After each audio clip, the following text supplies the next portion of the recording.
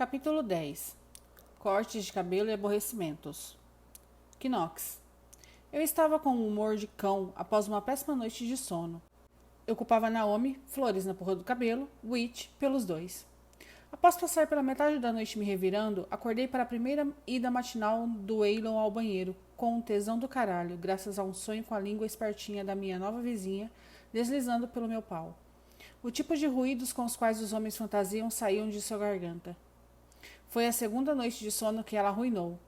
E, se eu não colocasse a cabeça no lugar, não seria a última. Ao meu lado, no banco do passageiro, Waylon expressou sua própria exaustão com um bocejo alto.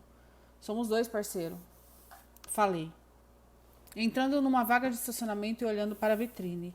As combinações de cores, azul marinho com acabamento marrom, tinham tudo para dar errado, quando Jeremiah as sugerira. Tinha parecido burrice. Mas, de alguma forma, deu mais classe aos tijolos aparentes e fez o Whisky Clipper se destacar de um pedaço. Ele ficava entre um estúdio de tatuagem que mudava de dono com mais frequência do que alguém troca de roupa e o todo laranja neon da Dino's Pizza and Subs.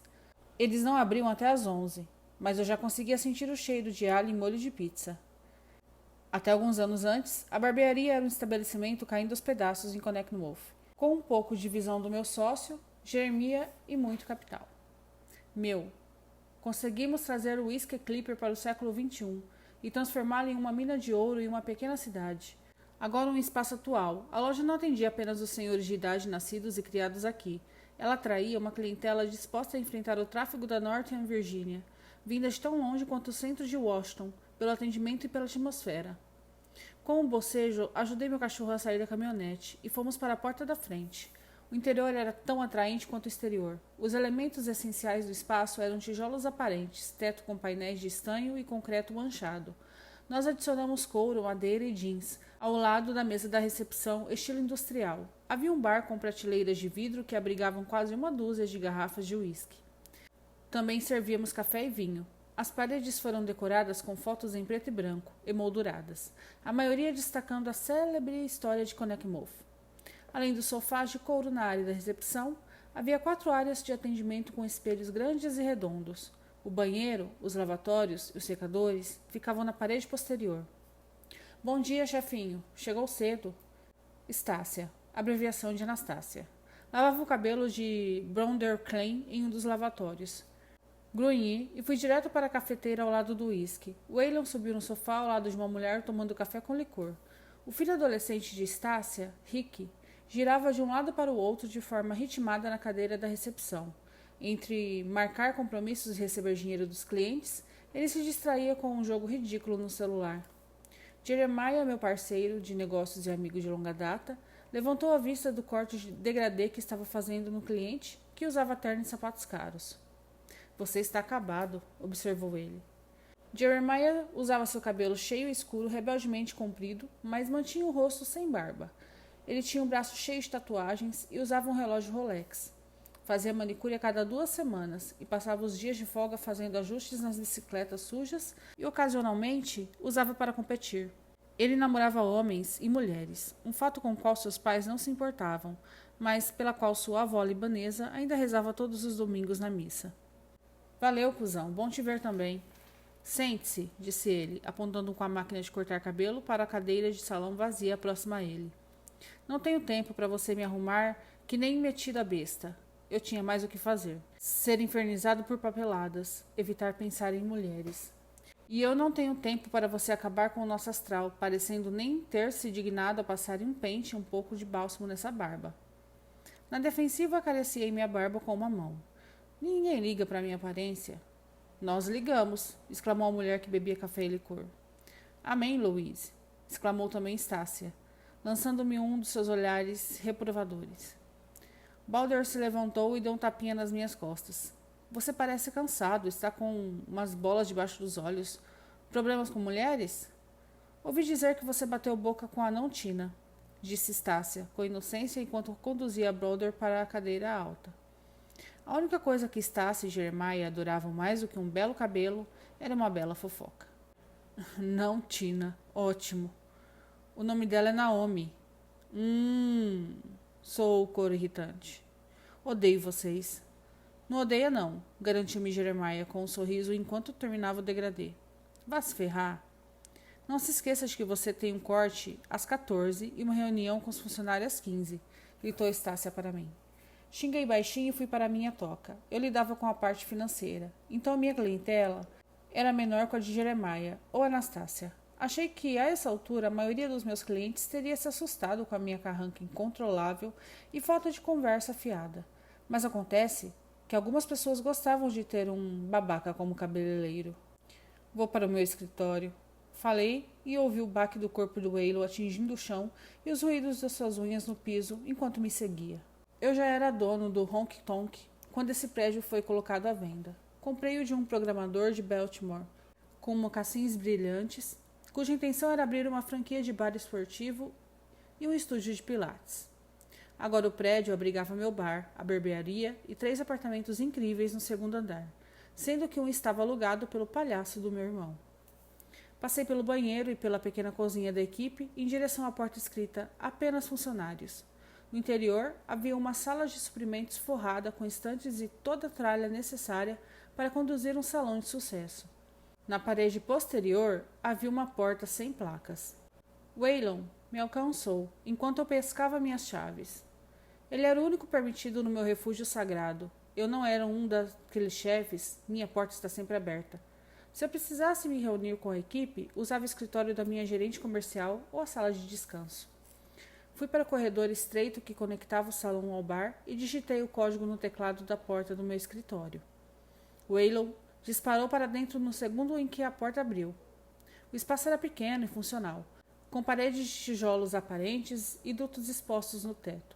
Havia um sofá, uma pequena geladeira e uma mesa que servia de base para um computador, de última geração com 2 monitores do tamanho de placares eletrônicos. Mais de uma dúzia de fotos emolduradas nas paredes retratavam uma colagem aleatória da minha vida. Havia Waylon filhote, tropeçando em suas orelhas compridas. Eu e Nash, crianças banguelas e sem camisa montadas em bicicletas para ciclismo numa foto. Homens montados nas garupas de motocicletas, a aventura se estendendo diante de nós na faixa de estrada aberta, em outra. Nós 2 viramos 3 com a adição de Lucien Rawlins. Lá, na parede que ninguém mais enxergava, havia uma linha do tempo fotográfica de nós 3 crescendo como irmãos. Narizes escorrendo sangue, dias longos de um riacho, depois passando de nossa formatura a carros e garotas e futebol. Fogueiras e jogos de futebol na sexta-feira à noite. Formaturas, férias, inaugurações. Senhor, estávamos envelhecendo. O tempo passou e pela primeira vez senti uma pontada de culpa por Nash e eu não podemos mais contar um com o outro. Mas servia mais como um exemplo de como os relacionamentos não duravam para sempre. Meu olhar permaneceu em um dos quadros menores. A cor era mais opaca que o resto. Meus pais agasalhados em uma barraca. Minha mãe sorrindo para a câmera, grávida de um de nós. Meu pai a encarando como se tivesse esperado toda a sua vida por ela. Os 2 entusiasmados com a aventura de uma vida juntos. Não deixei o quadro lá por nostalgia. Ele servia como um lembrete de que não importa o quanto as coisas fossem boas no momento. Elas estavam fadadas a piorar no momento em que aquele futuro radiante ficasse irreconhecível. Waylon soltou um suspiro afundando em sua cama. Somos 2, falei para ele. Deixei-me cair na cadeira atrás da mesa e liguei o computador, pronto para governar meu império.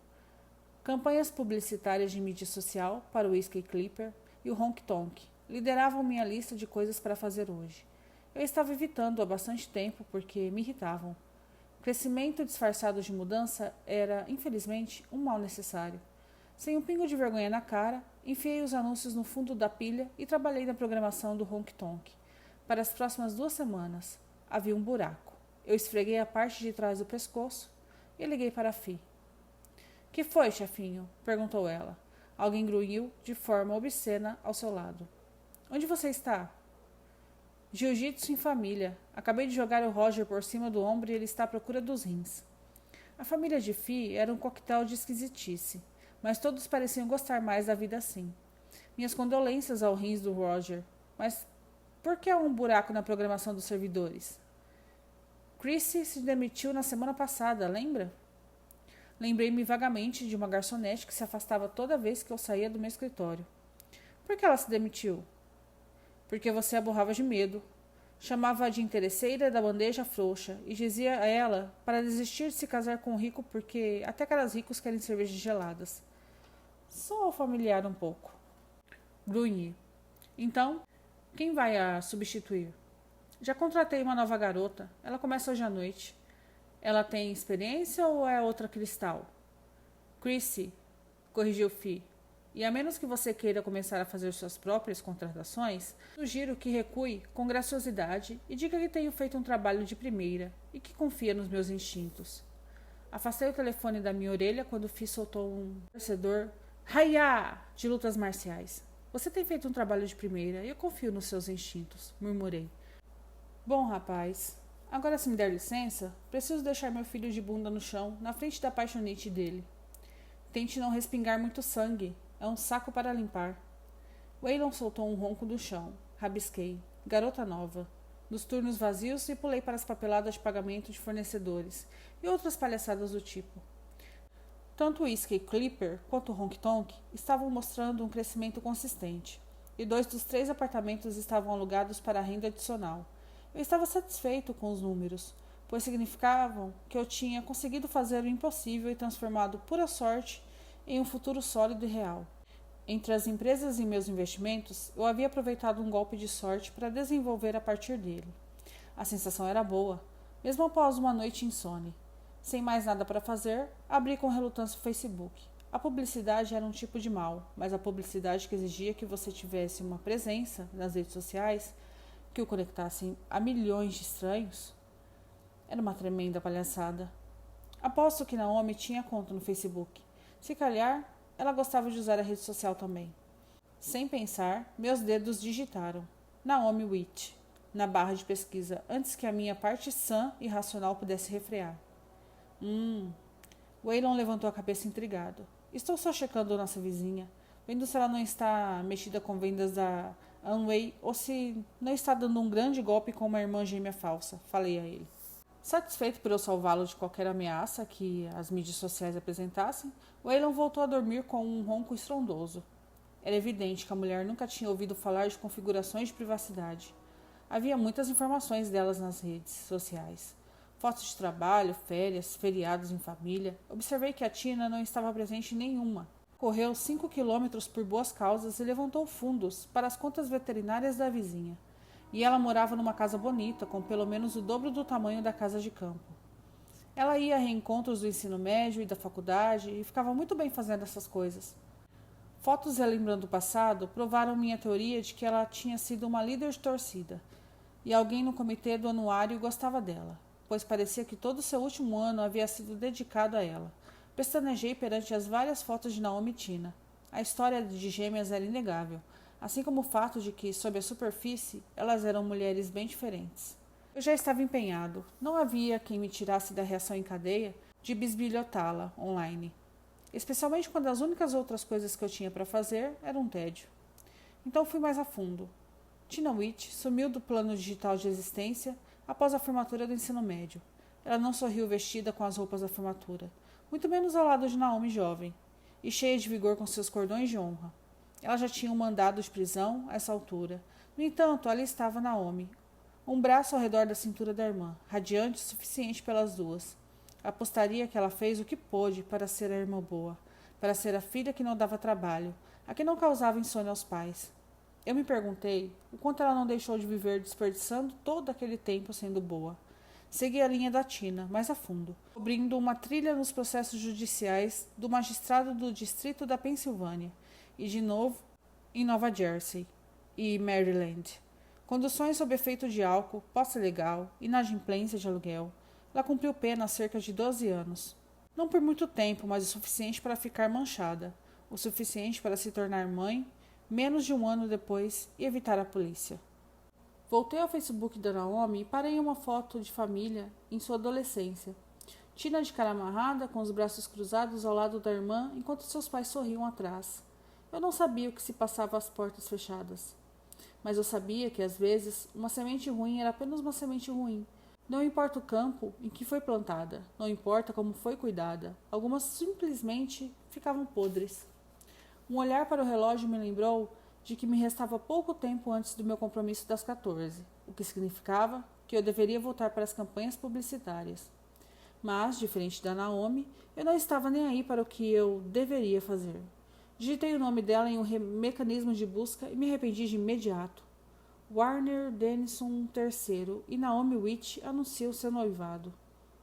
Esse cara, Dennison, parecia o tipo de babaca que andava em campo de golfe e sempre tinha uma história melhor que a dos outros. Claro, ele era vice-presidente de sei lá o quê, mas era uma empresa que levava seu sobrenome. Eu duvidava que ele tivesse merecido o título pomposo.